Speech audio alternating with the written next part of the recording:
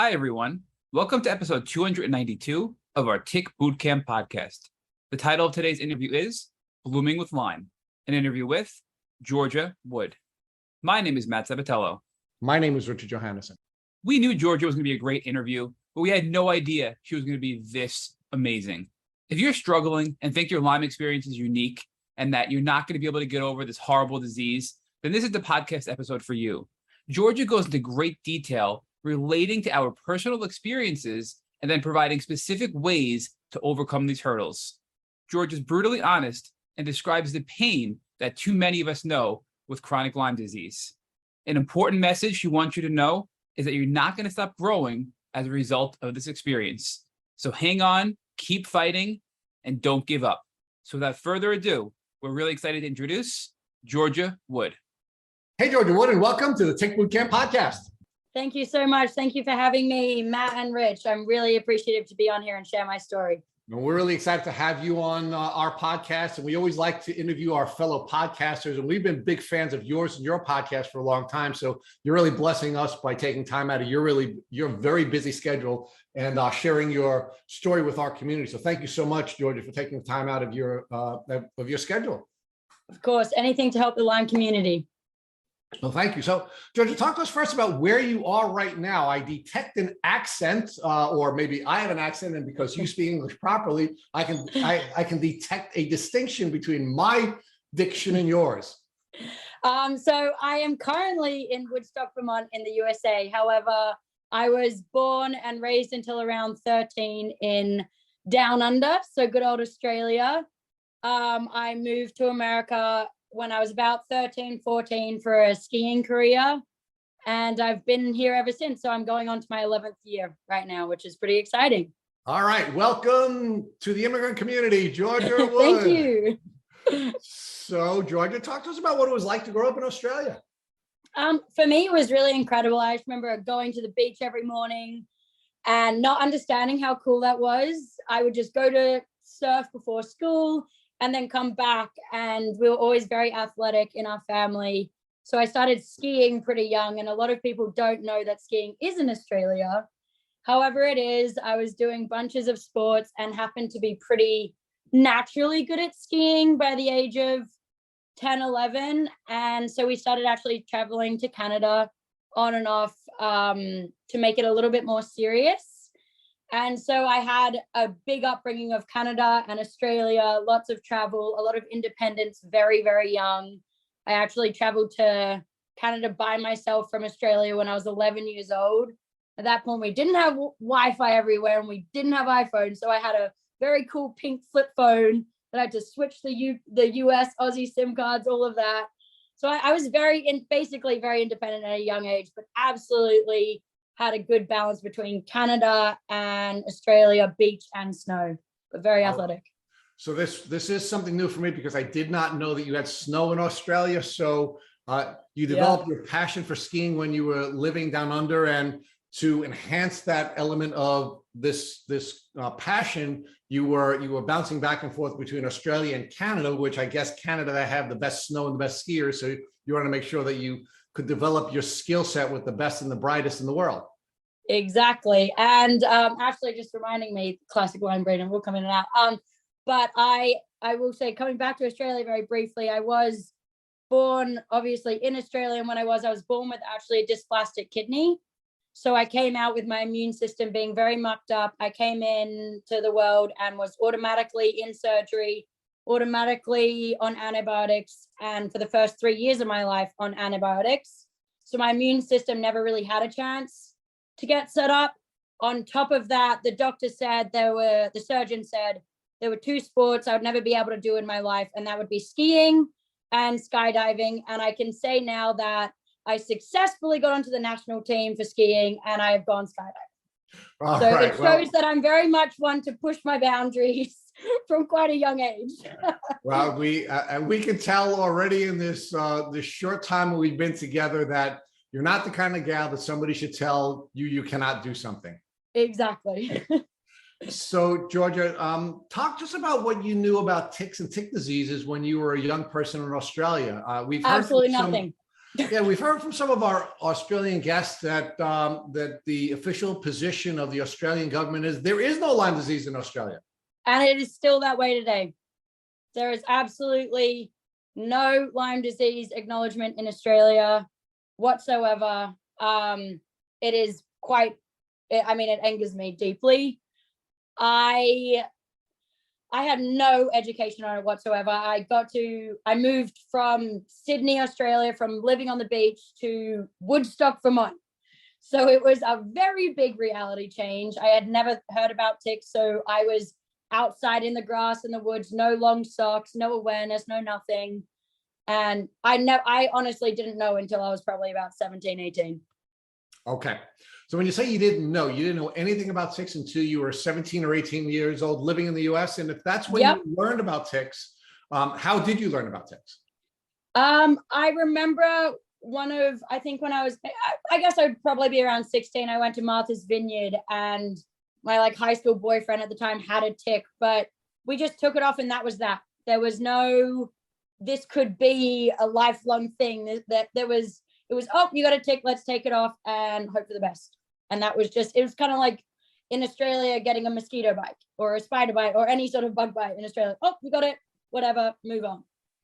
So your awareness came at a time where you did not think it was something that would be a threat and it wasn't something you should be protecting yourself against. It was just sort of one of these sort of nuisance bug bites that that you could easily deal with. And although it may be gross because it's sucking your blood, not a big deal. Yeah. And especially me as an Australian, I really was like, oh, that's nothing. That's tiny. Like, I really didn't pay any attention to it whatsoever. So Georgia, you said that you were a gifted elite athlete. What was your vision for your future while you were pursuing this sort of international pursuit of skiing? So I've always been a very driven human, and especially I think with my illnesses throughout my entire life, I have been in and out of hospitals.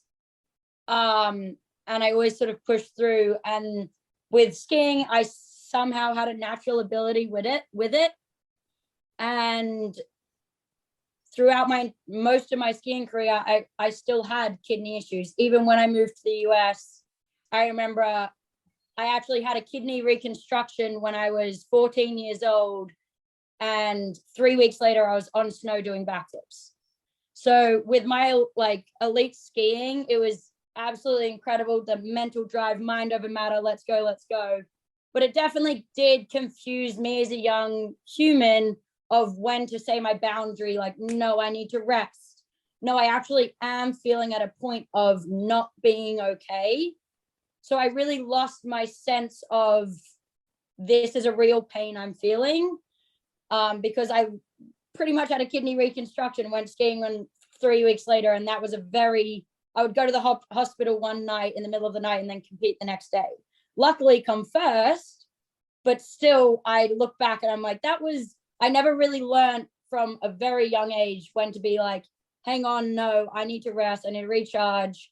I didn't have a voice.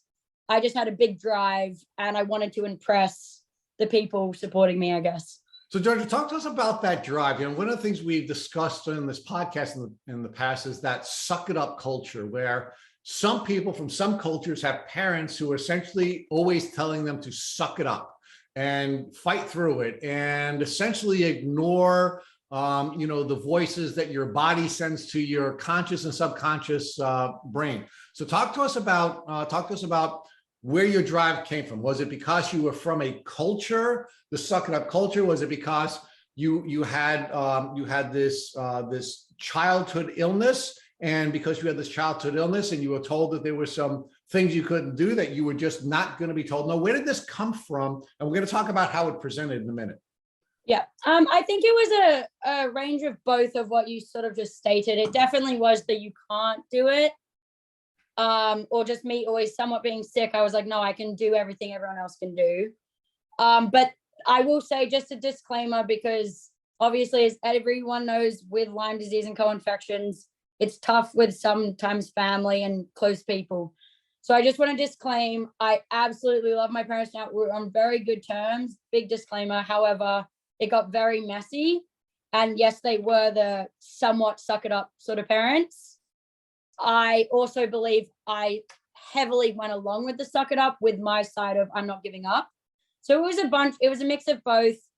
But I feel very passionately about anything against the suck it up culture, because I now know I'm very much an empath. I'm extremely in tune with my body.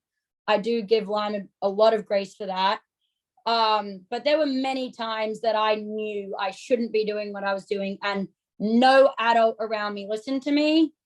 And I did have threats of, if I didn't get in the top 3, I wouldn't really have loved to come back to.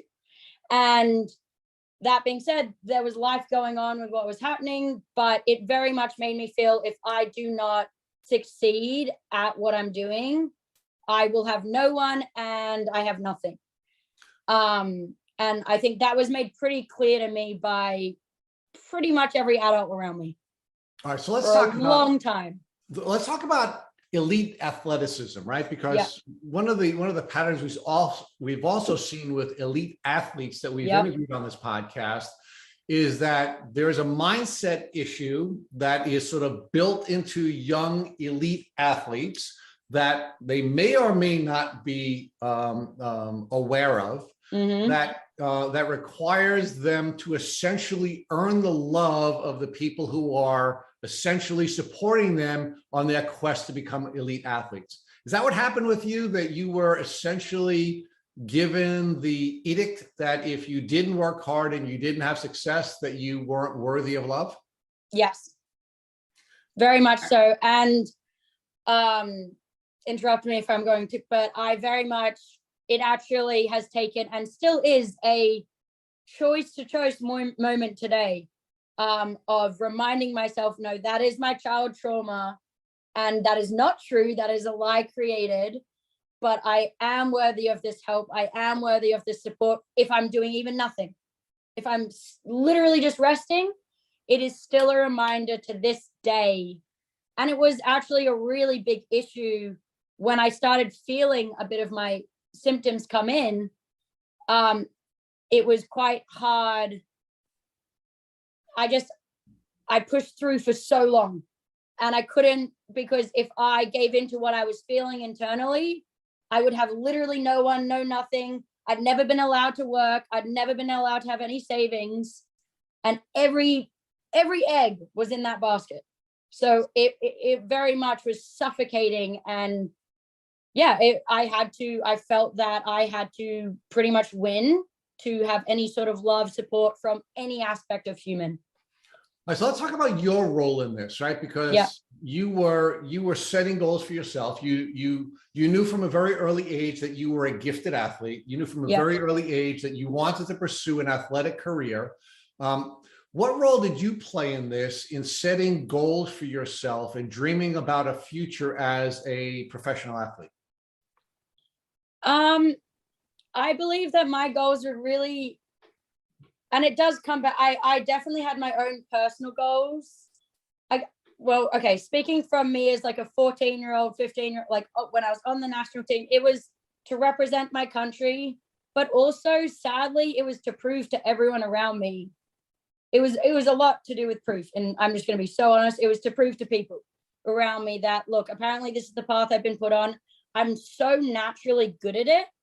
And there are a lot of people who had the mental drive, the love, and I had the natural talent.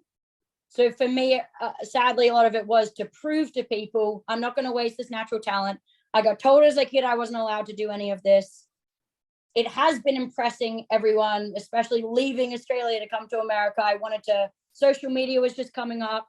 I wanted to prove to people that, hey, look at me, I can do it. And I think I do look back now, and I do actually coach kids for skiing now. And I make sure very early on, are you doing this for you, or are you doing this for anyone else? Who are you doing this for? Because sadly, my history was I was not doing it for myself. I was just luckily very talented and had a good work drive and had a high pain tolerance.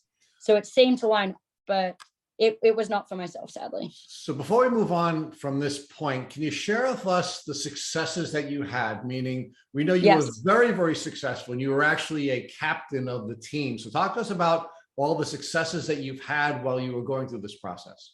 So for me, I have quite severe dyslexia and quite severe ADHD, and my mom was very smart to see early on that in the Australian school system, I'd be broken down. She saw my athleticism and she knew that there I'd have confidence no matter what.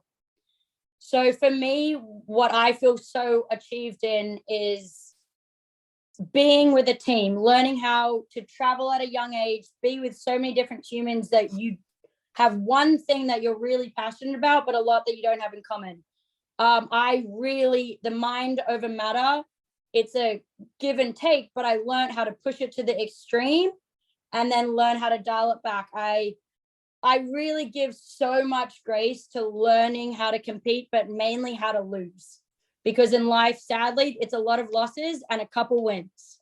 So my biggest grace that I learned was how to lose and keep going and really push through that. And instead of losing and going down, losing and setting 2 goals ahead. And just understanding that losses in life will happen. That is the biggest thing I take away from being an elite athlete and being a representative for Australia and being, looked up to, I guess. So talk to us about some of the competitions that you competed in on behalf of your country. So the biggest one I ended up doing that I'm most proud of is the US Nationals, or honestly NORAMs, which is a step below World Cup. But my biggest goal was getting onto the Australian team.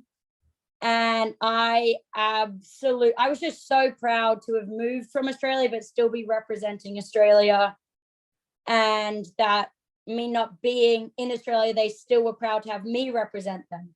That was really major. It's a feeling of community. That was so major to me in the competition, was the feeling of community. And then even all the countries coming together.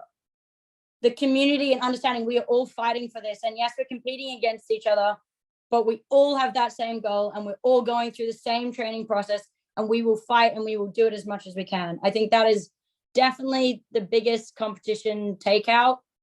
Also, apologies, I do somewhat have COVID Lyme brain right now, so I do see myself trailing, but I think we will get it. You're not trailing at all. I think you're very much on point, and it's my job to make sure that you stay with us, and you're doing a great job. So don't amazing. Don't That's a classic little Lyme anxiety there, I guess. Yeah. So I can't help you with the anxiety, but I can assure you, you are very much on point. Sweet. Let's talk about when your symptoms first developed. We now know you have Lyme disease. I mean, you wouldn't be on this podcast if you didn't. That's a prerequisite for joining us. Before we get to your diagnosis, I want you to talk to us about when you first started to feel symptomatic. Yes. And I think earlier in the podcast, I mentioned I had a lot of kidney issues and I had a reconstruction when I was 14 years old. I also moved to America when I was around 13, 14 years old. With kidney issues, you do get quite a lot of rashes. And with the antibiotics I was taking, I was just getting random rashes. So I, now knowing later, but basically I can now look back and know that I did probably have a rash. I never knew about ticks, as I said earlier. I did not see that as a rash from a bullseye, etc. My first symptoms, very much similar to Matt, were neurological. I think the physical ones I probably couldn't pick up on because I was so good at kind of putting them to the side. And I knew how to do ice baths and all of that to kind of, at least, I thought it was all to do with my fitness. Okay, so my biggest one. Let's pause there for a second. Because one of the things we've learned from some of our guests in the past who have been a part of the suck up culture is that because they're, especially elite athletes, because they're constantly working through pain and ignoring pain, they've actually lost touch with their ability to feel pain, to feel their emotions, to understand what emotions are. And as a result of that, when they're getting signals from their body, or when the average person would be getting signals from their body, you don't even get them. So talk to us about that. Do you think perhaps you were symptomatic and you just literally lost the ability to feel the signals from your body until you suffered the neurological impairment? Absolutely. I truly believe that at around 15, 14, I started getting the physical symptoms. And we just, because I had my kidney pass, we blamed it all on that. But I was in and out of hospitals, and I would kind of leave with, and I was always sick or always hurt. And then I would push through them. And it was more than others, but I would push through harder. Now looking back, I'm like, oh my gosh, that was obviously Lyme. But yeah, no, I was completely out of touch. And it even, and I know we'll get to it, but even after the diagnosis, I even to this day, there are times that I do not believe what I'm feeling in my body. And I do not even, I still question, did I actually have Lyme disease?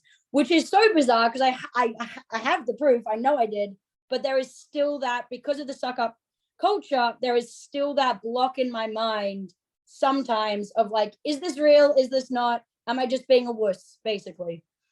And so it was, I definitely was, looking back now, it was so obvious. But I absolutely just, until the neurological ones, until I literally wasn't a human, I just ignored it and I just thought it was athletic issues.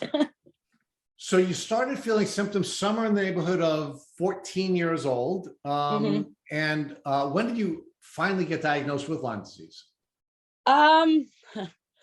I finally got somewhat diagnosed with Lyme disease when I was around, probably around 17, 18. So around, it was in end of, I believe, 2015 or 16. A little background for that, because it is a key part of the story for me, is I basically started feeling really severe symptoms in my senior year of high school. So spring of 2015, I finally went off my antibiotics for my kidneys. And that had, without us knowing, that had kept the swelling, I guess, in my brain down. So that's why the neurological symptoms hadn't come out as much. So I went off these antibiotics, and it was meant to be the most exciting moment because, oh my goodness, I'm off my antibiotics. My kidneys are better. Finally, I've been sick my whole life. Goodness gracious, I'm there. I'm also about to graduate. I'm on the Australian ski team. I have a scholarship to Denver Business School. Everything was like top going for me. And then I just remember this spring of high school and the OCD, I stumble on the paralysis. Thank you. There we go. Thank you. Sorry. Okay. Like I started realizing all these things and saying to people, I need help. And I looked very healthy though. And I was very, very good at making myself look extremely healthy. I graduated, went to Australia, training on the Australian ski team, and it was just this massive change. These coaches that had worked with me for years, I was standing on snow and just crying, and I was never a crier. It would just, there were these triggers, and I'd been doing backflips pretty much my entire life, never really crashing them, and suddenly I'd go off the jump, blackout, drop to my face. And I remember finally after me, and I also, as I said earlier, I'd been traveling since 11 years old, where we barely had phones. I started calling my parents in America 24/7, and I'm 17 at this point, and I'd never done that. And I was like, I need help. This is not me. I need help. I do not feel that I am myself.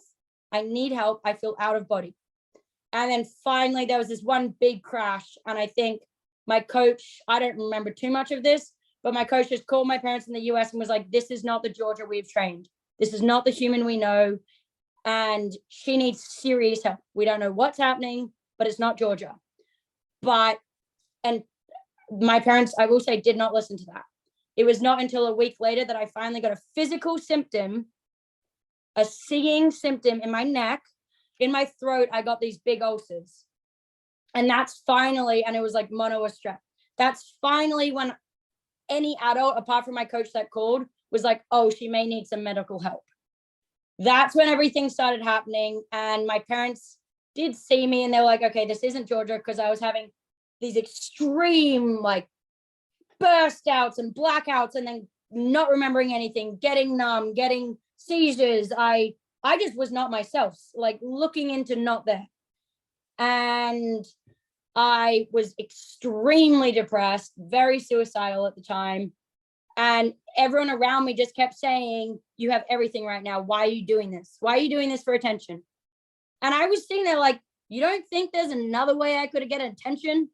Like, this is not the way I would choose. And I remember feeling crazy because I would sit there being like, guys, I'm not myself. My arms are shaking. And I can't say what people thought, but I felt as though I was sitting there and doing this, like shaking my hands on purpose. But then I would sit there and look at my hands shaking and be like, stop. And it wouldn't stop. And I'd be like, I would still think I was like tricking myself, and that's the suck it up culture. I don't even know. But I just remember sitting there and like testing myself and being like, are you putting this on? Are you trying to get attention? And so fast forward, we get back to America. Luckily, we did have a doctor in Connecticut. And my mom is somewhat in the holistic world. So she did a massive panel of blood tests. And I got mainly diagnosed with pandas. Maybe put that in the description because I can't do that, what it actually means. But basically it was swelling in my brain and the outbursts and anorexia and etc. And then a side thing on that report for pandas was Lyme disease. So that's technically when I got diagnosed. And that was, I believe, November 2015, maybe 2015 without a doubt. And I remember we got pandas and we ran with pandas. And there was that side thing of Lyme, but we had no clue what Lyme was. We'd never heard of it, so we didn't pay attention to it. It was like, oh, okay, whatever. That's just happens to be there as well. And a little bit more on from that, I then remember my eating, because also I just lost my entire ski career at this point. I was meant to be training for the Olympics, and me leaving was pretty much career down the toilet. And that was a lot for my parents to handle because they'd put a lot into it. So there was also a lot of toxic energy happening around in that. Georgia, let's pause there for a second, right? Because you did share with us that your career as a professional skier was really more your parents' dream than it was yours. Yeah. So when this happened, did you feel on some level a little relief? I was extremely relieved. As sad as that is. Now looking back, I think my gut knew for a long time how sick I was, and that's why I felt I didn't want to ski. But I remember sitting on chairlifts at like my last season and thinking, I wish I'd tear my ACL this run, so then the adults don't have an excuse but to let me rest. Okay, let's pause there for another second, because Matt's going to take you through your diagnosis and your treatment. Perfect. I want you to look back with me for a minute, because you're developing a really important point here, and I don't want to lose this. I'm assuming you were symptomatic long before the crash. Yes. And you, at the same time, because you were dealing with other health issues, you were constantly in touch with medical professionals. Yes. Now that you know what you know about Lyme disease, and now reflecting on how the symptoms were developing, were you sharing those symptoms with your healthcare professionals? And do you believe that a competent healthcare professional would have been able to diagnose you with Lyme disease before the crash? I believe with where it is today, I believe if I went in with the symptoms I was going in at 15 years old, they would have diagnosed me with Lyme disease pretty quickly. It was very clear. I still have all my diaries from that time, and I can look at my notes and be like, tiredness, aches, like just the classic ones. And I remember writing like, I feel like my other teammates aren't having these, and I'm doing everything more than them. Like I'm doing my recovery longer, or I'm eating healthier, and they're still not having the same things I'm having. And I remember being very annoyed by it. So I do believe, yes, I believe a very competent Lyme doctor at this point would have easily seen it. I believe it was quite obvious now looking back, knowing what I know. Now, do you believe that perhaps you may have been, as a patient, a little less aggressive in emphasizing these symptoms when you were meeting with your doctors, because you were a part of the suck it up culture, and because you were essentially developing your self-worth through the successes you were having as a representative of your country? 100%. I remember and I still have to choose not to do this, but I remember going to the hospital and always saying, there was a note on my hospital thing, she's going to rate her level of pain a lot lower than what it actually is. Because for me, saying anything above 5 was like, you're such a baby. So I could be feeling a straight 10, maybe 11, and I would say a 4 or a 3. And me saying a 6 was major. Like if my parents ever heard a 6 or my coach heard a 6, they were like, oh my gosh, doctors, please listen to this because she doesn't do that. So Georgia, absolutely, I definitely like lowered my actual pain and struggle. Georgia, your history so far with Rich is so typical in the Lyme journey. And I don't mean to stereotype you at all, but it's just unfortunate that so many people go through this journey and down this path, and then it ends up being Lyme disease. The other kids weren't getting sick like I was from the foods. I was sleeping good and they weren't, and I wasn't healthy. I was having these emotional problems, these physical problems, and nobody could figure out why. Everybody was doubting if it was real. Was it all in my head? My labs are coming up normal, but I was still so sick, right? That's like, all these things are classic Lyme disease, scenarios. And I think people need to think more about Lyme disease when you're in your situation, right? So thank you for sharing that with everybody, because that lays the context to your diagnosis now. And now, I mean, you're 18 years old, right? Your skiing career is now gone. You are getting diagnosed with, and I think it's ridiculous. Not that pandas is not an important factor, but to put Lyme off to the side, it would bother me about what you said to Rich. It was like, you have pandas, you have brain inflammation, which is causing some of your emotional issues. However, you have Lyme disease, which is causing a ton of other symptoms, but we're not going to talk about that now. And I don't like how that was almost like an appetizer off to the side from your diagnosis standpoint, right?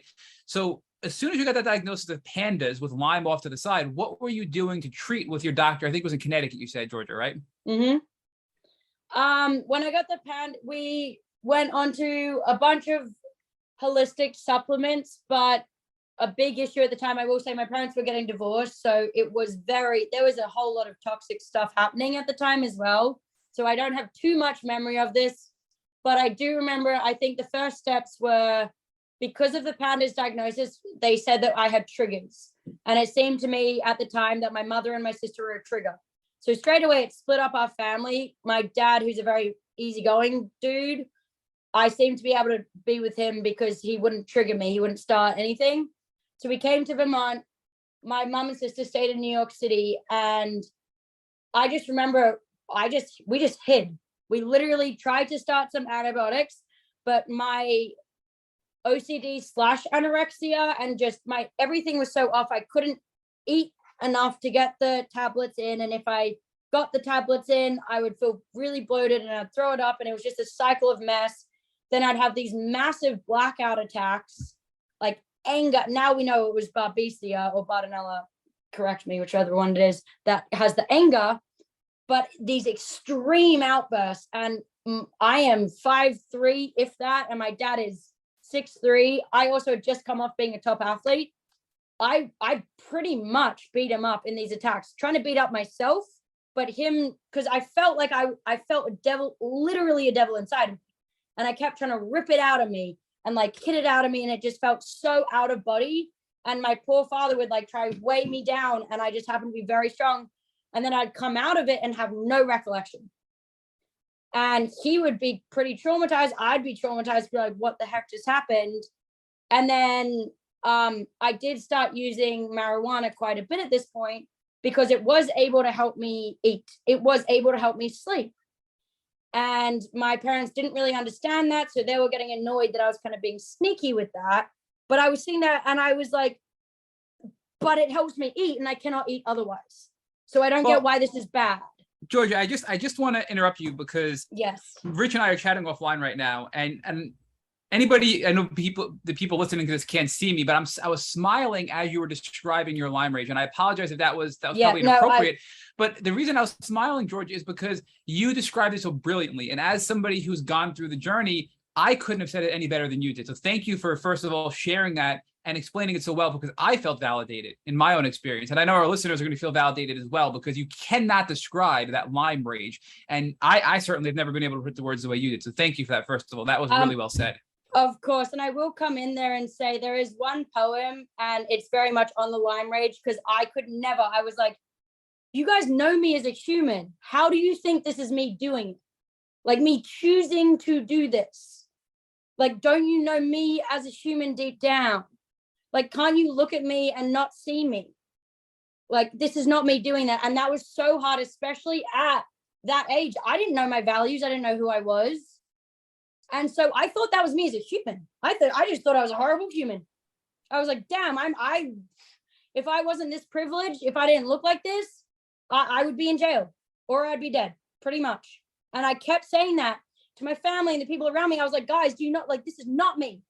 But I will say, and if it's okay, I wrote a poem when I was, and it kind of links into the time of the story that we're in, was after these massive Lyme attacks. It got to the point that my sister, it was a post-Christmas, we couldn't do Christmas as a family because holidays were too much for me, too much food, too much to think about. I couldn't do it. I hid.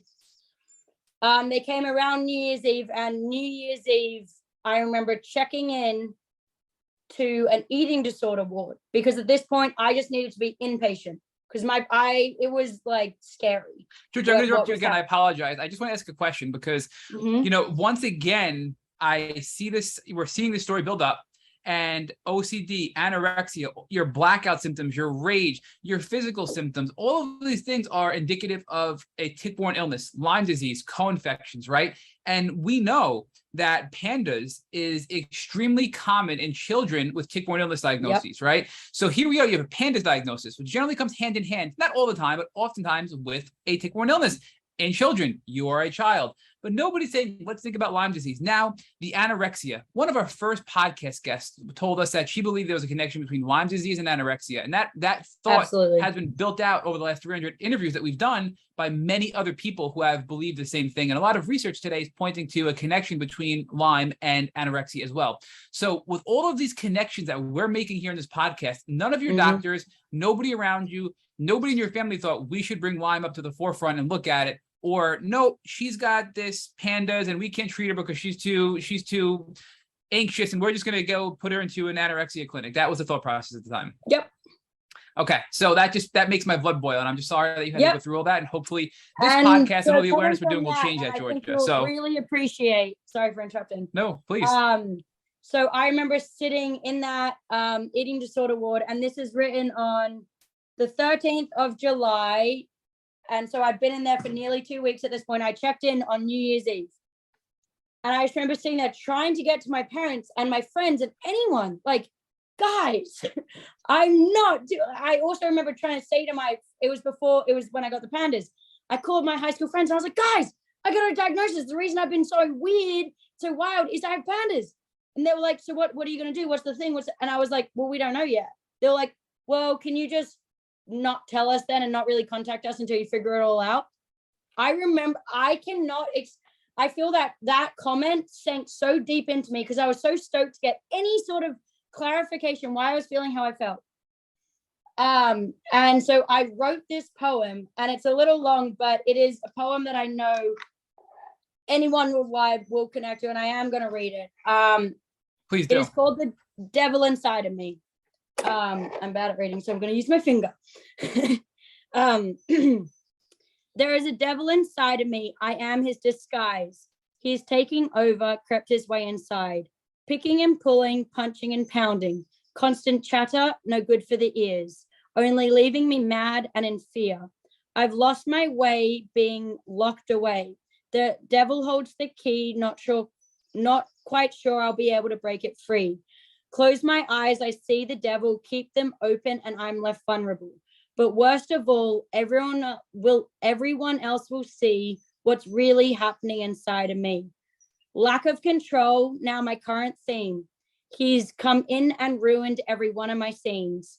Barely breathing, continuous aching. Stab me, slash me, now he's screaming. There's a devil inside of me, I am his disguise. Locked in a jail, visible only to me. Sick and tired, no way to break free, stripping me of my dignity repetitively. Trying to drown him in both pills and potions, but the funny thing is he's just learning to swim. So why even bother when the devil is just growing stronger? Barely breathing, lack of control. He strikes again and oh so bold. I'm trying to speak up, but in he cuts. Let me speak up. Let me reach recovery. There's a devil inside of me. I am his disguise. Someone please help me. Someone please save me. Because these pills and potions aren't doing a thing. Barely breathing. Where will he strike next? First my family, friends, you'll be up next.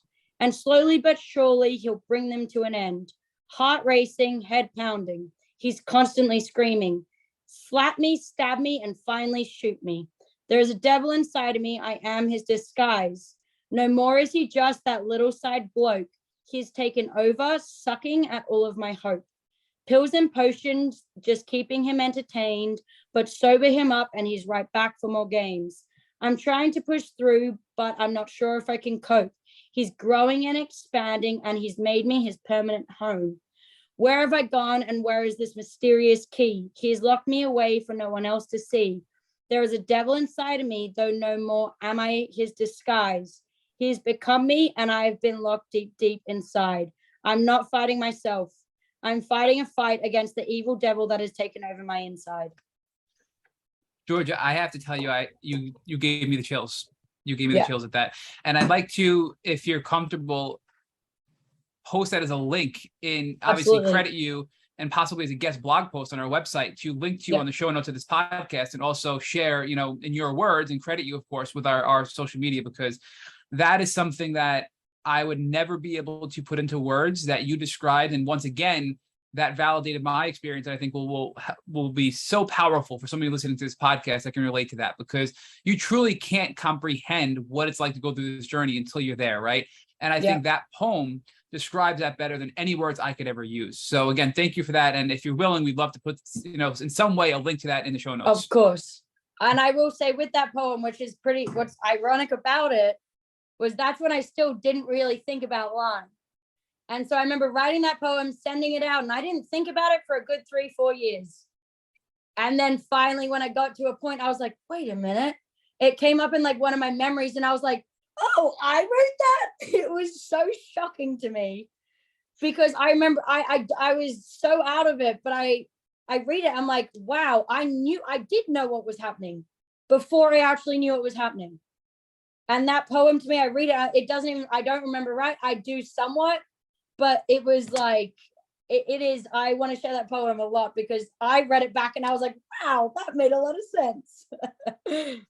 So Georgia, walk us through, because we have heard in young children that the aggression and the rage is really powerful. So we've had some people tell us that their children literally, I don't know how to describe it, will beat the crap out of their parents, and they have to have their children move out with one of the spouses, because one of the dad will have to live with the child and try to help them while they're in this Lyme rage, which is sort of connected to the pandas. How severe was this rage, and how severe was the physical, I'll call it, I don't want to say abuse, but how severe was this between you and your parents? And it sounds like you were getting into physical altercations with your dad, and he was trying to control you. So I will say, to make clear, for me personally, it was against myself. It was against that devil inside of me. It was not. And then my dad would see me beating up. I basically hit my head severely into glass walls, windows. There was multiple my-shaped heads in the walls. There's kicked holes in the walls. It was never attacking anyone else. It was attacking inside of me. And then the loved ones around me would be like, what the heck are you doing? Trying to calm me. And whatever it was like, get the heck away from me. And I kind of knew as well how strong I was at the time. So that scared me even more. So I'd go harder at myself. But basically, for me, looking back, I believe I really didn't know who it was terrifying, because it wasn't myself, and I was so young that I didn't know it wasn't myself. So I thought I was a very scary human. And that made me even madder, I guess, which didn't help. And it was this sort of loop. And then I'd come out of it and be so ashamed and not really remember anything and be beaten up, like blood everywhere, holes in the wall, broken chairs, and my parents looking at me like, who is this? And I didn't know what had just happened. So I can't, it's really tough to put into words, but I can, like, when I talk about it, my body kind of cringes up, and like, I can feel it, because it was this anger of like, I feel like my learning, it was just all taken away, is what I guess. Now I don't even, that's what I'm still trying to process But it. Georgia, was this all chalked up to the pandas, because pandas causes these neuropsychological problems? Like, what was your family and doctor saying was the root cause of your sudden changed behavior of being so violent against yourself? Was it just saying, oh, it must be the pandas? That's pretty much what it is. And there was just a lot of other stuff going on. So there was a lot of time I was sort of left. I started living by myself when I was 15, to clarify. So there was a lot of time I was just left by myself, and kind of dealt with it by myself. So yeah, it kind of kept getting chalked up to pandas, I guess. And then I myself started to try and do some more research into it. And then the doctor who originally diagnosed me with pandas, her son had Lyme at the time when she diagnosed me with pandas. And so I don't think she was giving full awareness to what, basically she came back a couple months later. I guess my father tried to call her, being like, this is more, we're not getting the help we need. What the heck is happening? It's getting worse. The pills, it just doesn't, it's not working. And I think she said, oh, my son, I've just realized he has Lyme. And then from there, Lyme came more into it. And it's still like, I think I have a very blurry memory of all of this, but I remember looking at the papers and seeing Lyme and just looking up every co-infection or whatever they'd written down. And I remember reading about Lyme somewhat and being like, hang on, this kind of makes sense to what's happening here. For me, it was more the Babesia Bartonella with the anger, because that's what scared me the most. That's when I was like, there's something more here. And then, then we reached out to the doctor, and she confirmed Lyme is actually pretty bad. And then that's when we were living in New York City, and I sat down and I found a very holistic place. And no, cut that out. That's not what happened. Skipped a whole year. Are you good? Basically, I remember she recommended us to a doctor, and then I started the 2 years of modern medicine to then cure Lyme and inflammation. That's what it was. We met an inflammation doctor. I've just met with so many doctors. And it's impossible to remember things in chronological order, Georgia. So you were not alone. Nobody remembers things perfectly in time order. So don't be hard on yourself for this. But just to clarify, when your doctor finally said, "Hey, I think Lyme could be a big picture," she referred you out to another doctor who for 2 years you treated with for inflammation and Lyme. Yes. Okay. Now, were you doing things that were kill protocols with herbs, antibiotics? What were you doing to address Lyme and in parallel address the inflammation? So my mom, already we just went gluten-free, dairy-free, sugar-free, because my mom just knew that from younger ages because of ADHD. So luckily I had that from mom, so I instantly went to that. And then I was doing a lot of herbs and a lot of holistic atmos things. That didn't help. So then that's when we found a doctor who technically couldn't legally treat Lyme. So, and he said, we're going to give you he acknowledged I had Lyme and he wanted to help me, but he could not legally treat it, I guess. So then I spent 4.5 months of getting all these tests to prove I had another illness, to then go and get my IVIG shot. I believe you guys may have heard of that. This is for IVIG, correct? Yeah.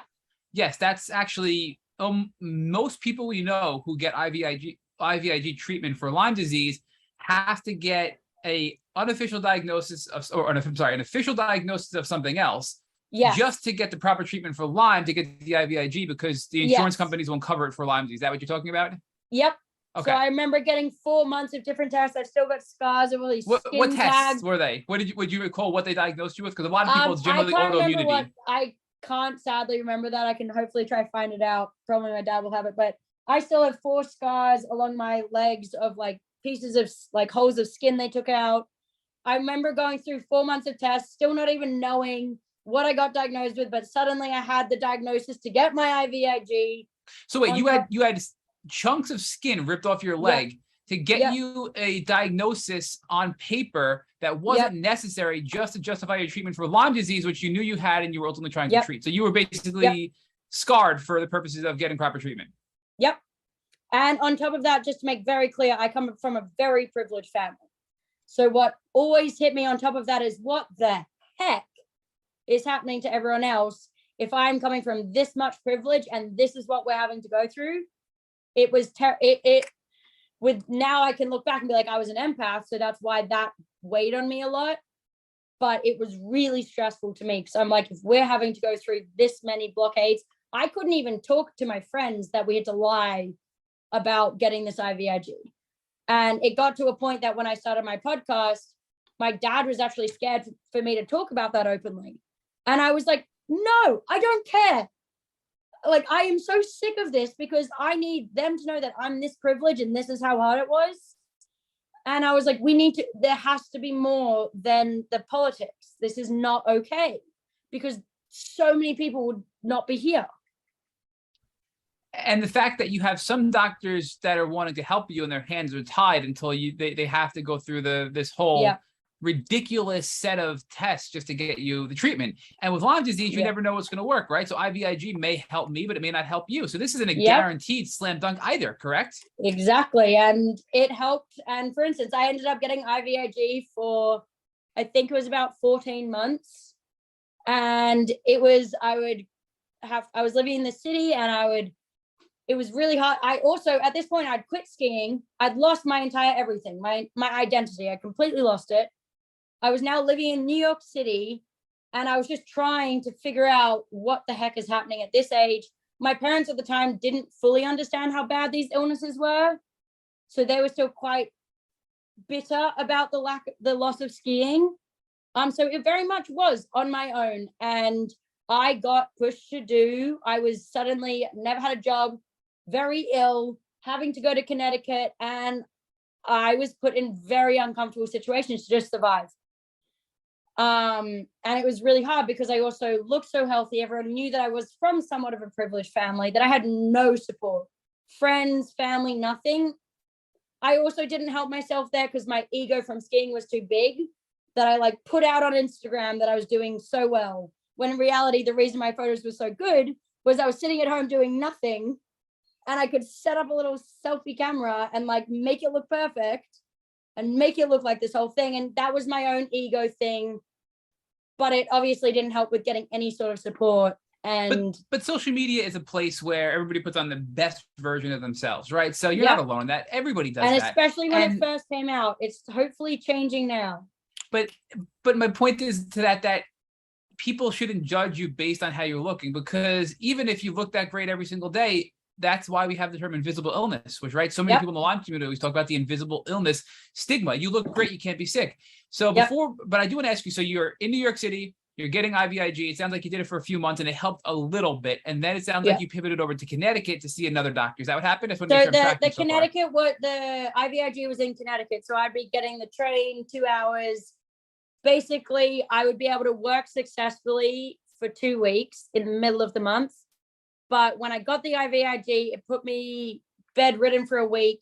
I was able to somewhat work 2 weeks. And then that last week was just all the symptoms came back. And it was just this constant up and down, up and down, up and down. And it was really hard for me to commit to anything, because I, again, was an athlete. I knew to show up. I knew what it looked like if you didn't show up. And so I just started very much backing away from most things, because I mentally and emotionally couldn't handle not showing up, let alone not showing up and not being my best self. Let me ask you a question, George, about that, because I know my personal experience, and Rich can speak to this, when we first started this podcast just 2.5, 3 years ago, I missed many podcast episodes. I was so sick at the time. And the emotional impact I let that have on me, I believe made me even sicker, because I knew I was letting Rich down. I knew I was letting the guest down. And I think a lot of that anticipation contributed to my worsening of symptoms, right? So I was almost like my own worst advocate, because I just feel like, yes, I wasn't well, but then the way I responded to it emotionally made me feel worse. And I'm not saying it's in my head. I'm not saying I was completely crazy, but my emotional response worsened the symptoms, right? Do you feel it happened to you as well? Because I think I had to have that realization to really focus on my own thoughts to curtail or curb a worsening of symptoms when I have symptom flare up, if that makes sense. And I feel like you're describing that very well. And I think we're on the same page here with these concepts. That makes a lot of sense to me. And honestly, perfect timing, because there's many times I've looked back at the IVIG, and I believe, for me at least, like the second I felt good, I felt like I had to do everything, take over the world. And then that obviously wasn't a great balance. So then I would run myself out. But if I felt good, I would show up for my friends as much as I could, as much as like everything. I would try to do everything. And then I would be gone for 2 weeks and completely MIA, completely ruined. And then that would ruin me 10 times more because it's not showing up. And so I believe now, with years of education and more understanding about my human self and just etc., if I probably did the IVIG treatment now, knowing my boundaries, knowing all of that, it probably could have worked for me. But I didn't know how to rest, because I'd be laying in bed doing nothing, but that didn't mean my head and my emotions were not doing it. Like, they weren't resting. So I was laying there being like, 1, I've let my parents down on my skiing. 2, I'm not being a good friend. I can barely take my dog out to go to the bathroom. I can barely take myself to the bathroom. Like, I am an 18-year-old girl peeing myself in bed. Like, how is this okay? And like, everyone's off at college. Everyone's doing this. I had a scholarship. I had no break in my head. So I was laying in bed doing nothing, but I wasn't resting. And that, to be very clear, I learned that difference of, you can be in bed trying to rest, but you are not resting and you are not healing. And it is extremely different, like extremely different. And it's still, I have to remind myself day to day about that again. Amen to that, Georgia. I can tell you, I fully understand what you're saying. I mean, when I was bedbound, I was in a constant state of fight or flight, and I was in a constant state of anxiety and fear and panic and disappointment, and you name it, all the emotions that were contributing to worsening symptoms. And I've had to learn to, even now, have grace on myself, and to, when I need to rest and have a calm mind and really get the true rest, both physical and mental. And without that, it's really difficult to heal from Lyme disease. I mean, that's something you're describing so brilliantly. And I never really thought about it as deeply until the way you're describing it now. So thank you for just using your beautiful way of describing things to describe this scenario again, because I don't think we think about this enough, that yes, we are sick, but if we can focus on how we respond to that, we can make things a little bit better, and maybe not worsening, maybe not make our journey as bad as it needs to be, right? And I know it's a hard thing to reflect on, but I really strongly believe that, Georgia. And I think one more tag onto that, and this is, everyone takes it in their own manner, but for me, obviously coming from being an athlete, like, I really succeed on having a purpose and doing well at whatever the heck I'm doing. So it got to a point that, and thank gosh for my therapist for this, and I highly recommend everyone with Lyme get a therapist and have that therapist always. But very much, I ended up like, I needed to work to be able to rest in bed, because I couldn't just lay in bed for hours on end and I wouldn't rest. So I found a job that, I didn't really care about, but I cared enough to get up and show up, because that's who I am. If I've said yes to something, I want to do that. So I got a lower job that probably didn't hit any of my qualifications, but it was something that I had to show up. I only had to show up for 3 hours, and then I could come back and I could feel okay to rest the rest of the day. And so it's okay if you're resting isn't just fully in your bed, because sometimes you have to make compromises to mentally be able to rest. And that was a big issue for me, because I was like, how can I be saying to people, that I'm this ill and that I'm out working or I'm out doing something social, that's not going to look good. That's not going to make sense. I already look healthy. So that also came with age, but it's very much it. I want everyone to know listening, it's okay if you have a really bad moment or day or week, and then gosh forbid 2 minutes later you happen to feel slightly better to be able to show up. And if that's going to help you be able to come back and rest a little bit later, do that. Because I questioned myself so much. I was like, oh, I'm suddenly feeling good. Should I see my friends? Should I do something? And I was like too scared at points, because I was like, then if I do get really ill, they're not going to get it. So give your grace to you know yourself enough at this point. If you want to do something social so you can come back and rest after, you do that, because you know yourself enough and trust your gut. Yeah, this is so powerful. I mean, I'm telling you, I am truly, as you're speaking, Georgia, I'm seeing and reliving my past experiences of things that I did wrong, and now things that I've been able to improve that have helped me to heal. And you're describing them so brilliantly that I've never really been able to reflect on this way. So thank you. But I do want to hear now, what's going on next, because the IVIG helped you a little bit, but you had a lot of other things going on. It didn't help you in the way you needed it to. So what came next after IVIG?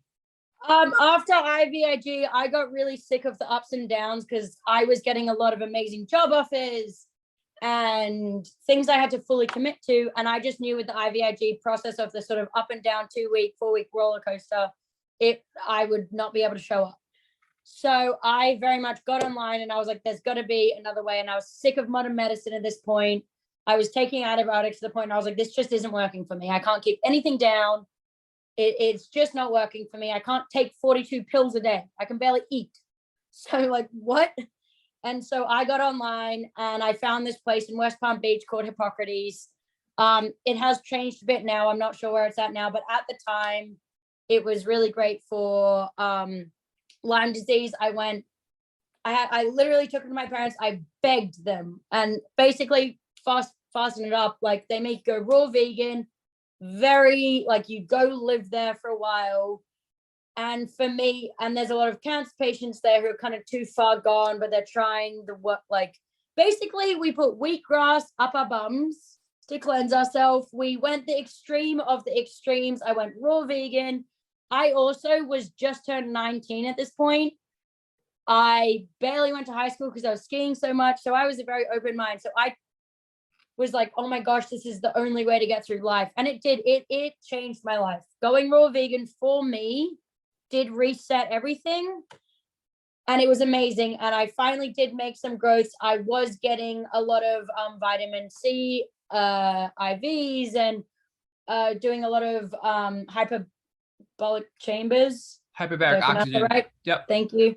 I was doing a lot of that sort of stuff, and it was a lot of wheatgrass, all the juices, all of that, and that completely changed my life.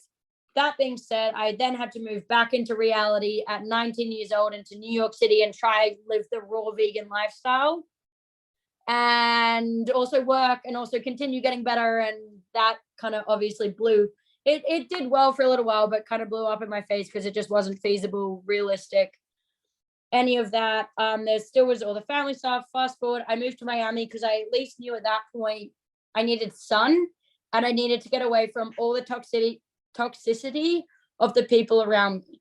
Because at that point, I started realizing to myself, I know better than these people around me. I know I'm fighting something.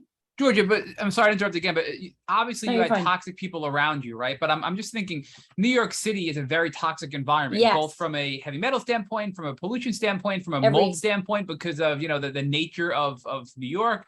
So do you think that not only were you being exposed to toxicity in your relationships, but also real toxins in your environment that you were living, Yes. possibly mold, possibly heavy metals, and these things were weakening your immune system and not allowing you to build upon the gains you made on all of your previous treatments, it sounds like. Yes, absolutely. Absolutely. I also think an element there was still, again, with my athletic side, the ego is I had completely ditched the skiing community and I was living a cool, in quotation marks, life in New York City on Instagram. And it was really hard for my ego to be like, it's not as cool as it is. And it kind of sucks. And it's actually really crap. And but then you moved to Florida, which is cool because it's really awesome, really nice weather down there. You're gonna get some vitamin D, right? At this point, I kind of wanted to move back to Australia because I was like, everything's too toxic here. I'm done. But I couldn't do that because obviously Lyme disease is not acknowledged in Australia. So I was like, okay, I was like, the closest to that is maybe Miami Beach on the East Coast. So I moved to Miami Beach, did 2 years there. And I, at this point, had learned enough.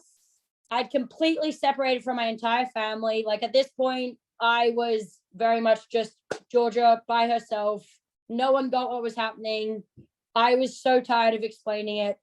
I was like, I need to go and just create a new world. And I went to Miami Beach and met this amazing therapist there.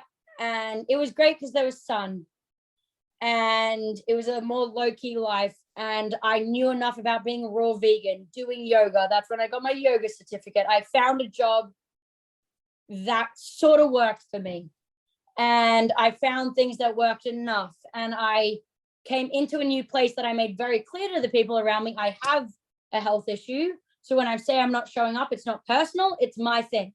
It's not personal. Like, trust me on that. And so that was a big step for me. It also was really tough because I also was 20 years old, still very ill, had literally no savings, and trying to survive in Miami Beach by myself whilst trying to pay for any Lyme doctor I could find. But you're breaking that people pleaser mentality and you're setting boundaries, which is important when healing from Lyme disease. You're setting boundaries and saying, look, it's not personal. I'm sorry if I can't make it, but I have health issues, right? And communicating that is freaking hard as Lyme patients. It's really hard I lost a lot of to verbalize. But it's very freeing when you can do that as well. And I know it, and I think you know it, obviously, Georgia. It's freeing when you come out there and just say, you know what? I'm not having a good day. Sorry. I'm not going to do that today. It's such a burden off your mind and off your, the physical tension, the emotional tension that you have because you're just communicating better. But, in that regard, I mean, look, you left the toxic people around you, you left a toxic, environment, but there's a third, I think, aspect to the toxicity. So not in addition to the buildings, the mold, the heavy metals, the pollution, then all the toxic relationships in New York City. What about the toxicity of social media? Because you mentioned you were like really addicted to Instagram and, trying to show off, hey, look, I look so good. Let me spend 3 hours getting myself ready for a photo shoot for Instagram. Talk about the dark side of social media and how that impacted your healing journey. Oh my goodness. It was extremely hard. I obviously had left Australia I think also to make very clear with my Lyme brain, it sounds so dumb, but I had not put together in my mind that like social media is very social and goes everywhere. It sounds, but like I really thought I was just proving it to my high school friends.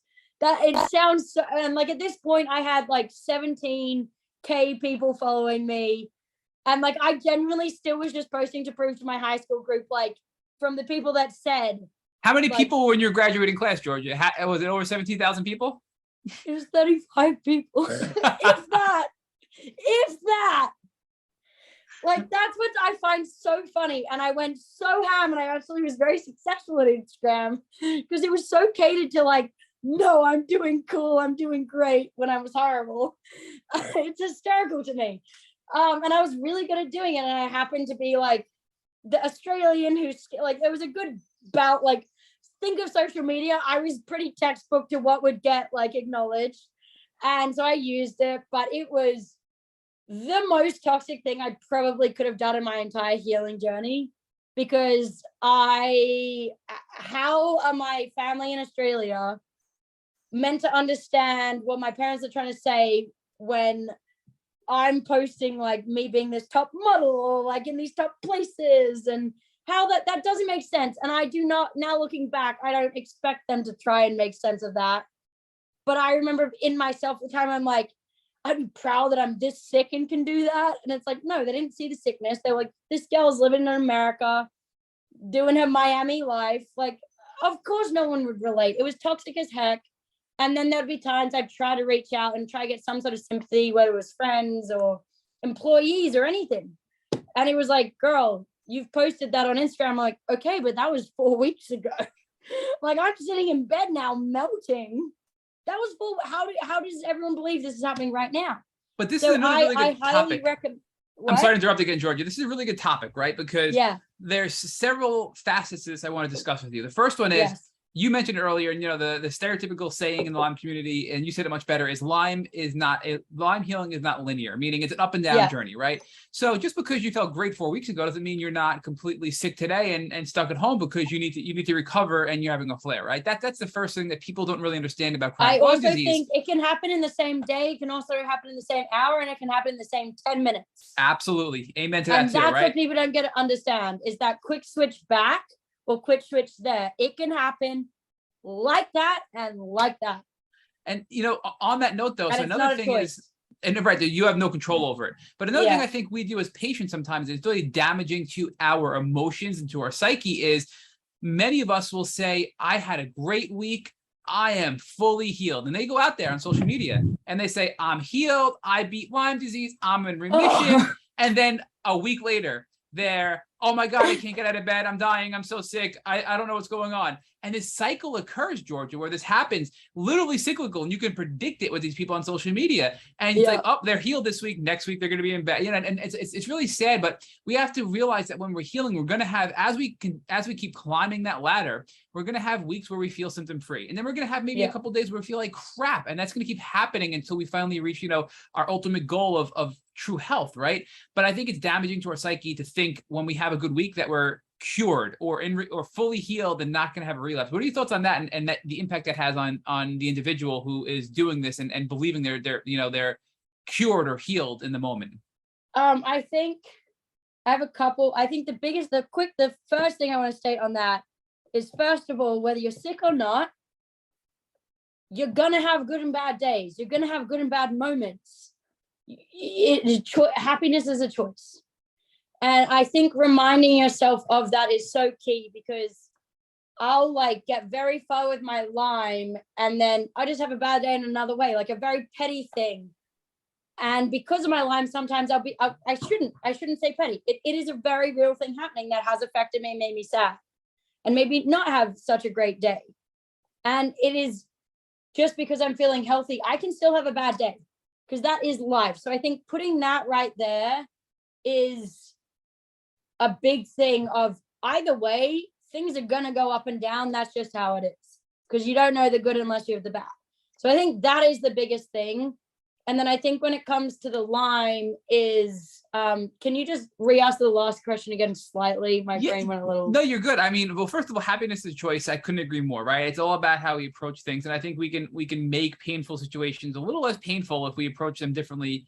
And beyond that, one of our favorite guests made the quote, don't wait until you're healed to live your life, right? And I think it's really powerful too. You don't have to be in remission or cured to live your life.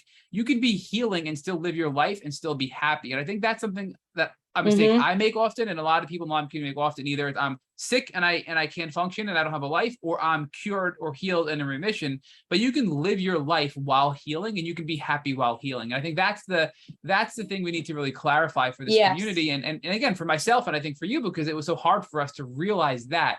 But my question is, and it's sort of in line with what I just said, when people have that I'm healed, and then they have a really bad couple of days, and then they have I'm healed, and you can truly see the emotional distraught on these people's faces when they come and say, I'm sick again, right? I feel like that's something that you have to, as a patient, address and almost manage, so you're not having an emotional letdown, which is going to contribute to worsening symptoms, right? Okay, yes. So I have and it's actually a very recent story to this. The thing is I don't think there's ever healed. And it's not because it's you're going to be sick forever. Let me make that very clear. It is the fact that this is a part of your story now, and you're always going to keep learning from it in different manners. Whether it's just a memory of some level, or a trauma of some level, or whatever it is, or a relationship, it is not ever going, maybe it'll be healed, but you're not going to stop growing from it, because it is a part of your story. And so I think the biggest, and honestly, me, my friends, my therapist, we all joke about this, because basically I'll be like, oh, I'm finally better. And literally the next day or an hour later, I'm in hospital. It is so on point to the fact that I say, oh, I'm better. And then it all hits the fan. So I have made it a very trained point to never say now, it's done, I'm better. And the biggest reminder of that, and that literally just hit in the past 2 weeks, was we actually did have to delay this recording because I'd made this entire time with COVID without getting COVID. And that was I felt it was my biggest fear, was to get COVID. And I literally moved to Vermont to hide out, be rid of anything. Basically, I had also booked this podcast probably 4 months ago, 5 months ago. I'm not going to book it until I can show up. I'd been told I hit remission on August 3rd. So I was like, I'm going to book it right near there. And so there's me again, trying to like make things black and white. Nothing is black and white. And then, of course, literally 2 days before this podcast, I get COVID and I end up having probably the worst post-traumatic stress attack of my life, because I got COVID and I recently have felt the healthiest in my life I have ever felt, and got this brain clarity that's like, oh my goodness, like this is incredible. And I never want to lose that. And then suddenly I get this it all hits so quickly. This 103-degree fever. I'm kind of out of it. Then I get paralyzed again on my body. And I get all it felt like my Lyme symptoms just came back within 30 minutes. And the 2 years that I'd hidden from the world, done nothing, was just gone. And I'd completely gone back to step one, and I couldn't, it was terrifying. And then the fact that I knew at that point I hadn't kept down enough water and I hadn't eaten enough, that I knew I had to go to the hospital. And I was too scared to go to the hospital because I was in such an anxiety attack that, gosh forbid, I would end up in the psych ward because I said one thing wrong because of my trauma from when I came to hospitals before. And then this beautiful partner that I have now, he'd never seen that side of me with Lyme. So he's like asking me, what can I do? What can I do? I'm laying there, I can think everything, but I couldn't speak. I was paralyzed. I couldn't move. And I'm just like, call Emma, who's luckily my best friend, who saw some of the worst. And he's like, what can she do? Anyways, fast forward to what I'm saying is, there's just take away, like, I'm healed, I'm better. Because the thing is, look, you've got Lyme. It's in your story, and it's from what we're still learning the information about it. And yeah, technically I hit remission in 2 weeks, and it was terrifying to go through this thing with COVID. And oh my gosh, did I feel laying on that floor like I had this tick cap, like everything's booked and it's all going to blow up in my face and everything's going to ruin again. No, because I've now done 5 years with Lyme. It's never going to go back to as bad as it was. So no matter what, I can always say as things get bad, I can always be like, I have dealt with worse, with less understanding, less sympathy, less support. I have done and survived through way worse. And I think that's the biggest thing with Lyme is, I still remember when the reason, like coming back to when I was living in Miami, the reason I created my podcast was I'd lost my family, friends. So I was like, and I also couldn't read medical journals. I couldn't read. I couldn't like watch things. And I remember there was one documentary out, but I tried to watch it. It was too triggering to physically watch it. So I was like, I just literally need to create a podcast that is real, raw, and relatable, because I just want to hear people say, this sucks. And like, I'm in a bad mood and this sucks. I'm still fighting. I'm still positive, but this sucks.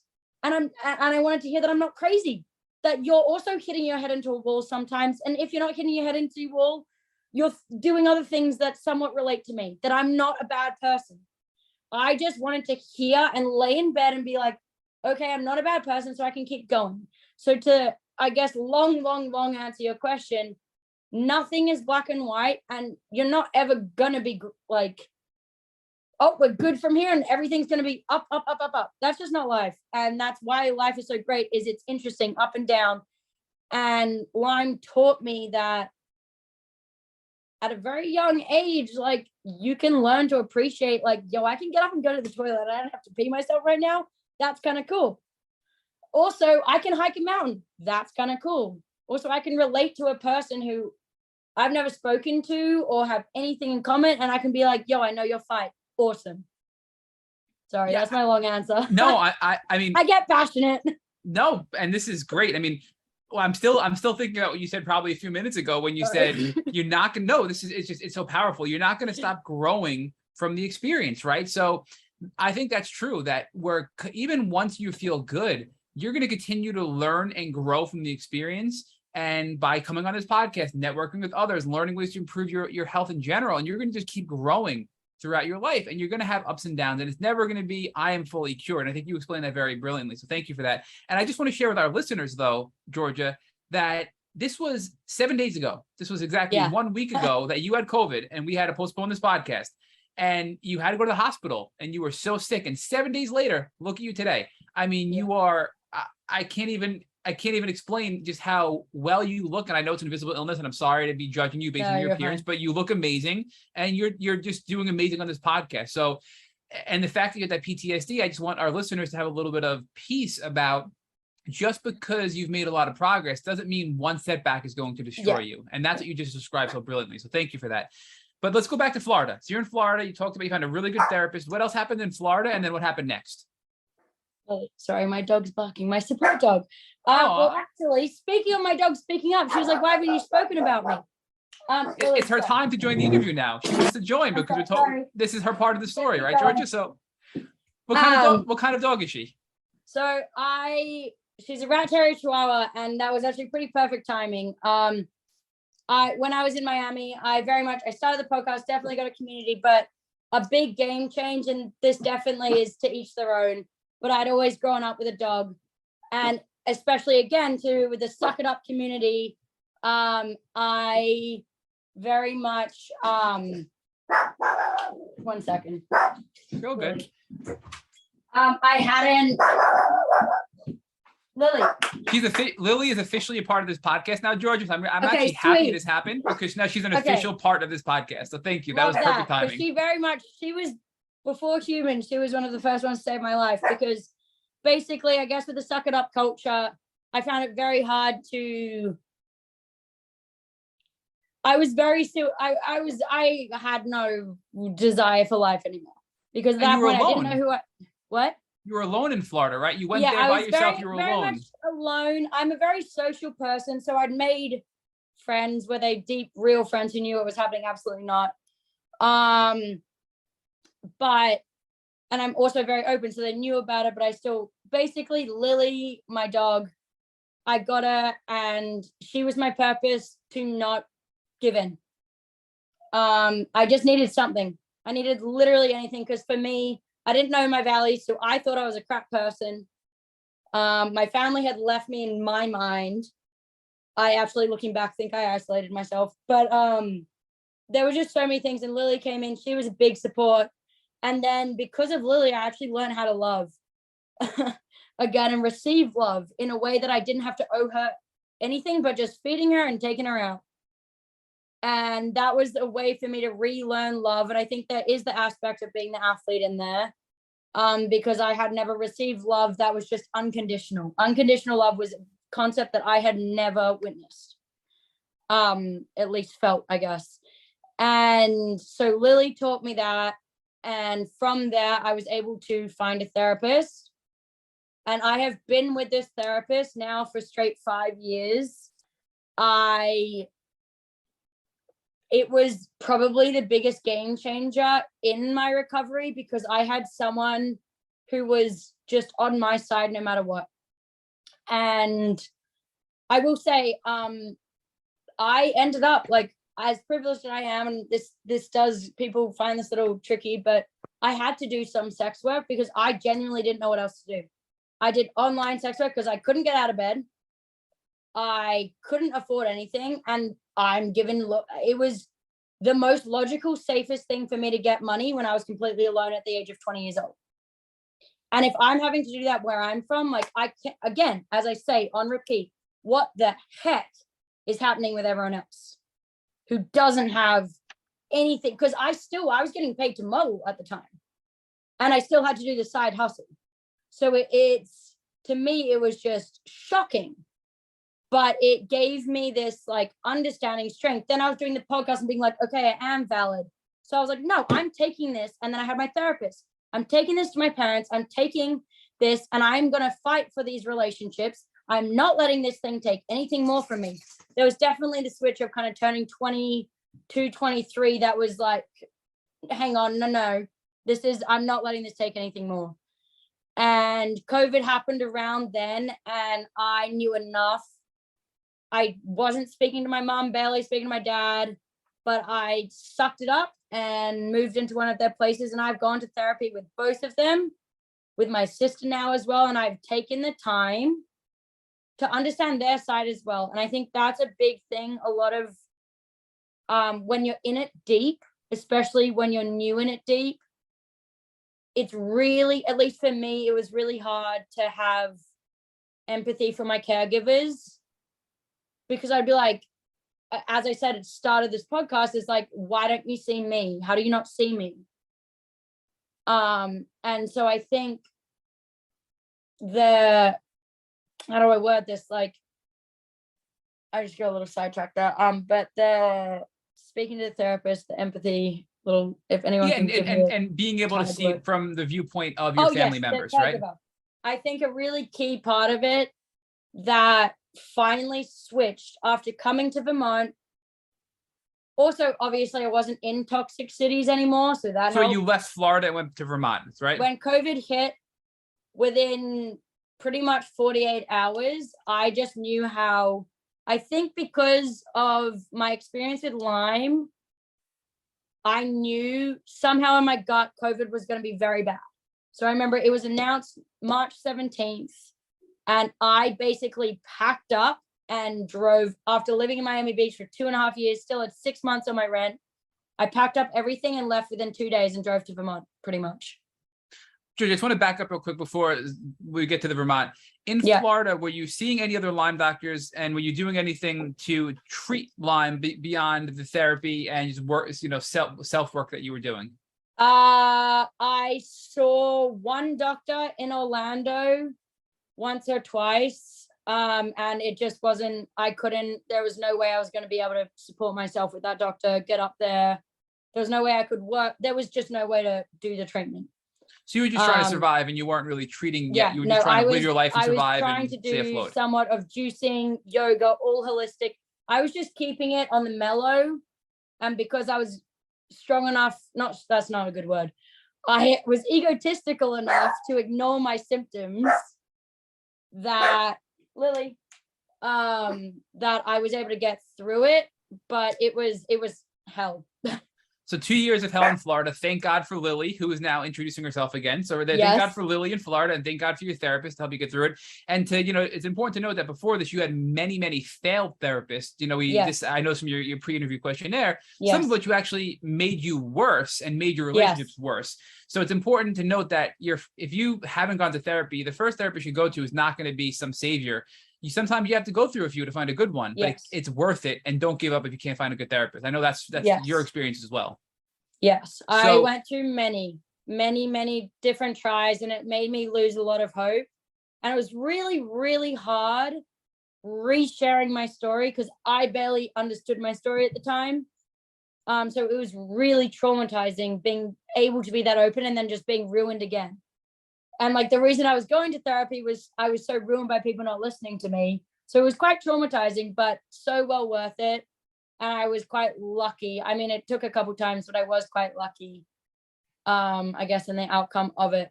But I think reminding yourself that it's really hard to understand unless you've been through it. It's really confusing. And I tell myself that all the time.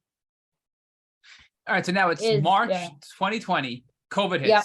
You have the forethought to say, I'm going back to Vermont. I'm going to be with my family, right? You moved to Vermont. Oh, no, you're by yourself. Yeah, it was just that I knew the house was open. Okay, so this is a family house. Yeah. Okay, so you go to the family house in Vermont, and you get out of Florida, and now you're in Vermont. COVID hits, and I'm sure that brings an added level of stress. What are you doing? Are you treating Lyme? What's your life like at this point, and how does it change compared to how you were living in Florida? So at this point, I'm now living in my mother's house. So I very much had to somewhat create a reconnection with her. Same as my father. I did take a pit stop in Virginia where my father was for about a month. And then I came up to Vermont because I had more of a base here. And basically, I could just see that COVID was going to be a mess for a long time. So I actually chose back specifically to come back to Vermont, where a lot of the trauma happened in this house, that I was like, honestly, may as well take this time to try and reflect. At this point, I'd been pretty successful yoga instructor, so I was really looking inner and trying to evolve. So I came back to Vermont, and it was horrible. When I first came back and walked back into this house, I saw myself where I beat myself up. I saw the head holes I put in the thing that had been covered up. It was really hard, and I numbed myself for a while. And then it got quite a bit worse because the allergies heightened, and I was in a new area that triggered my Lyme, and then just the stress. And I luckily, again, was so scared. I mean, since I had to retire from skiing, I couldn't commit to it. And then New York, I couldn't commit to my jobs there. I was too scared to commit to anything. So every job I took was something a bit lower than me. So if I lost it or couldn't show up, it wasn't something that hurt my kind of sense of self, I guess. And I was a nanny, which, that being said, like, don't take anything away. That is keeping kids alive, and I love it so much, but it probably wouldn't have been my path. But I nannied, and then I basically my mom was stuck in Australia because of heightened of COVID. I had absolutely no family here, barely had a base here. I had luckily been open enough to communicate to the few people around me that I somewhat have Lyme disease, and they'd seen my online presence, so they knew it from there. But basically I started feeling really ill very suddenly. And then I was like, oh, it's got to be Lyme. Kept ignoring it. I did my yoga. I did all my holistic things that had kind of kept it maintainable enough. And then there's one day that I just fully collapsed. And apparently I'd been internally bleeding from a burst ovary cyst for 7 days. And because of my trauma from Lyme disease, going to hospitals, I just sat there and bled for 7 days in so much pain. And it didn't cross my mind to go to the hospital, because I was like, this is Lyme. It's probably another symptom that I don't know about yet. And if I go to the hospital, I'm going to be put in a psych ward. And I am now 23. So I'll be locked up in the state. Like, I will not be able to get signed out. So I sat there and just dealt with it. And then I guess I blacked out, and this person who barely knew me had to make the call to get me rushed to the hospital. But still going into the hospital, I didn't feel comfortable to say, like, I couldn't speak, because I went into the hospital. There's too much light. There's too much anything, too much everything. Everyone's asking me questions. Everyone's asking my history. And I'm like, I can't. So I laid there with my eyes closed. And I remember I literally went there. The way they took me out was I was in undies and a t-shirt, because anything that touched my body was too much. It was too much, like, on my skin, too much, like, what's the sensations or. And so I got to the hospital, and I'm laying there with my eyes closed, and I just laid there, and I was like, chronic neurological Lyme disease, chronic neurological Lyme disease. And I just repeated it nonstop, because I was like, some nurse or some doctor has got to freaking get this. And finally a nurse got it. She got everyone out of the room, turned off the lights, got me something to kind of cover my eyes a little bit, like got me those kind of fake glasses that like dim it. And I was able to do my breathing techniques, do what I'd learned to manage it all out. And I was able to say to her, look, this is what's happening. And until that moment, like, I would have probably ended up in the psych ward if I didn't have the history of ending up in the psych ward when I was 18, and luckily 17, and luckily having my parents sign me out. But I was so scared to even open my eyes or say anything about neurological Lyme disease. Second that happened, they found I was internally bleeding, instantly rushed to hospital.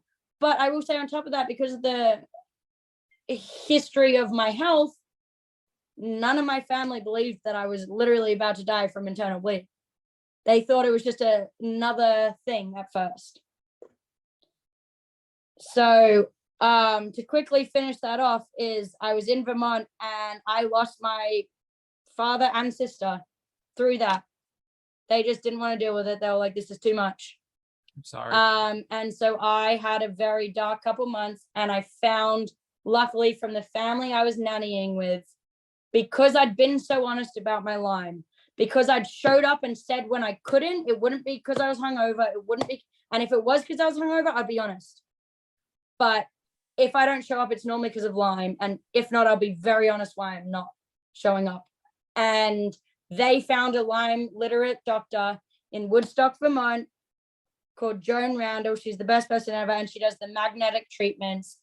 After that surgery, the reason I was also so scared going into that surgery was I was like, this is going to send my Lyme off charts.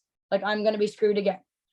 And I remember going into Joan Randall, and I was so sick of everyone, but I luckily had a somewhat community around me that cared about me at the time, that they got me there.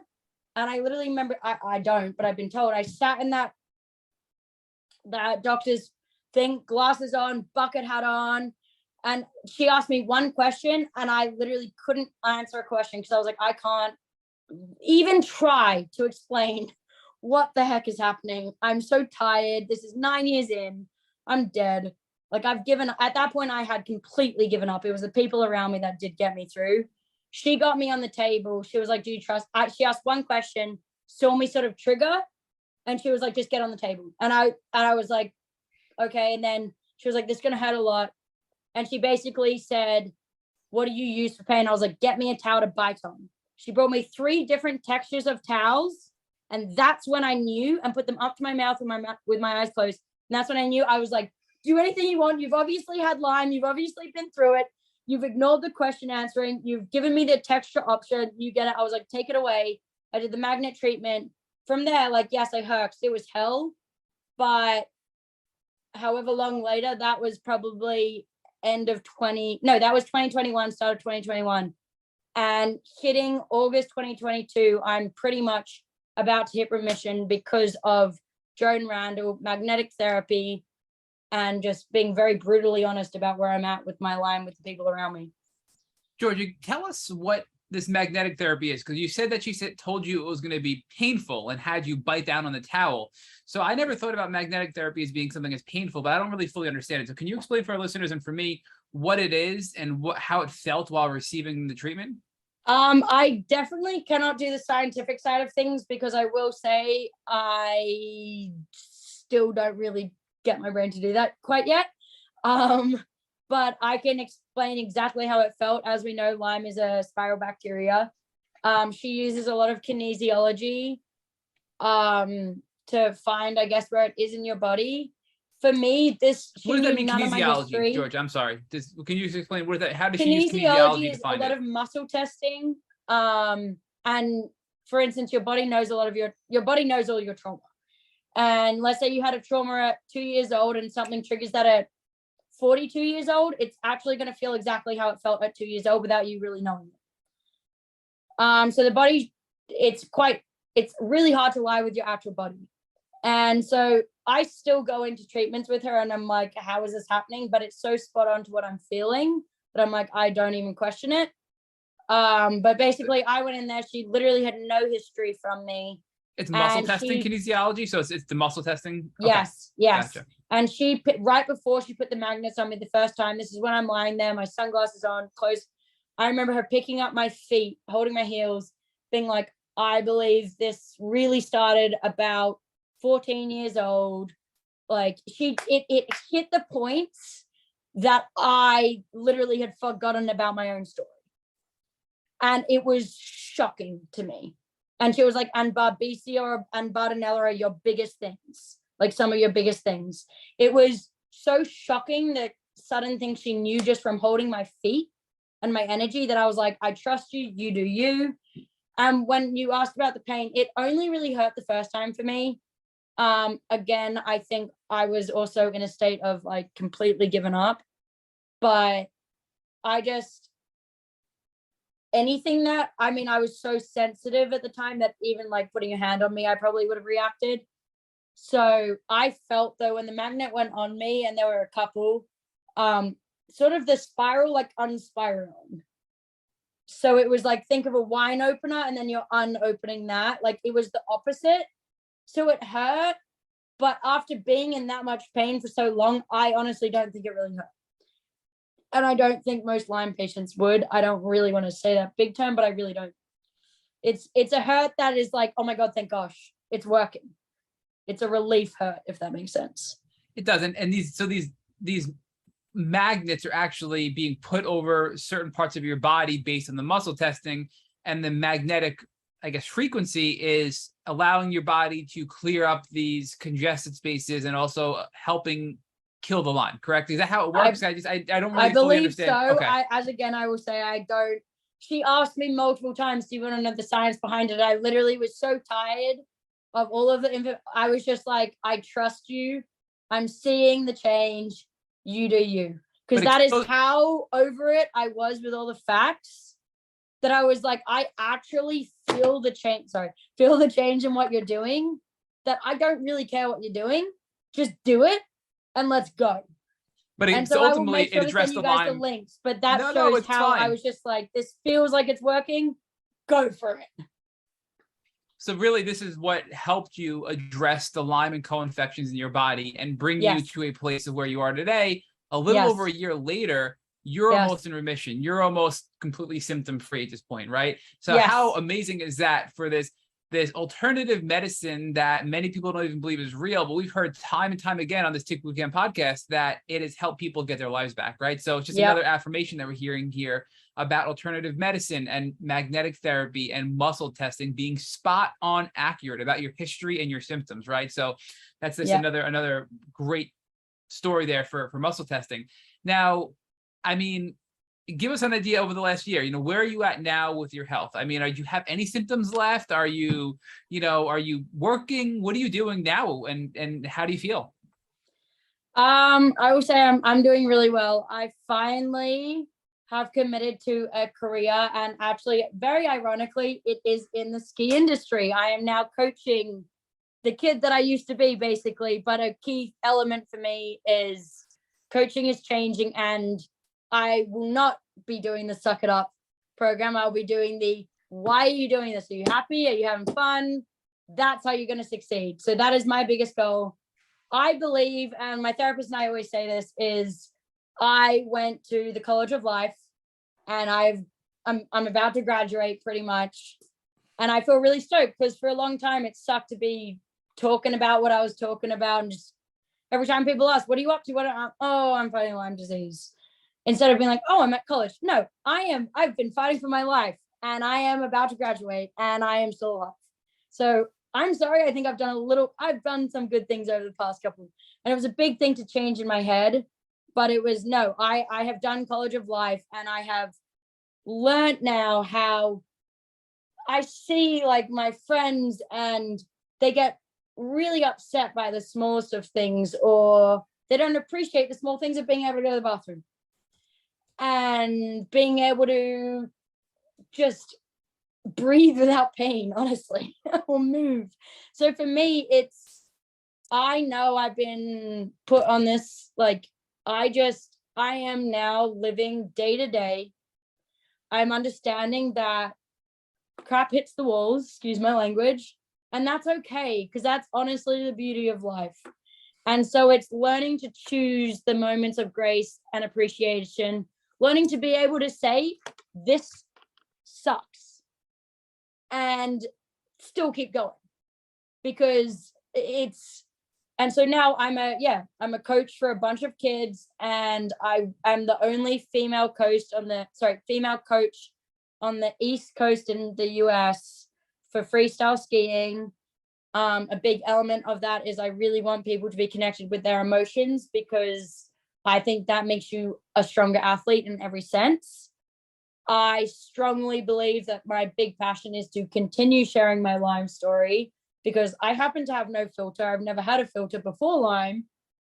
And a lot of people seem to care sometimes what they say. I don't, as long as I help other people. So that is a major thing, is just anyone who's willing to have the open conversation, be so vulnerable with them and just say, yo, it sucks. Keep going. I peed myself. I hit my head into walls. It was crazy. It sucked, but also it wasn't. It was strong. So it's just finding the balance in all of things and trying to basically get the message out of things are not black and white. And a lot of things are a choice. And it's okay that things suck and are good at the same time. You can be terrified and happy at the same time. It does not have to be either or. And it's okay to have both. Jordan, let me ask you the last question we ask. Let me ask you the last question that we ask everyone on the Tick Bootcamp podcast.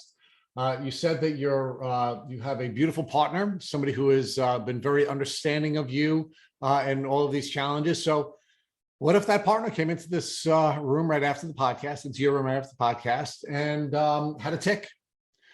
What would you recommend that they do so that they would not find themselves on a difficult chronic journey? First thing I would do is I would put tea tree oil on that tick right away so it loosens off. So you do not risk leaving that head in there.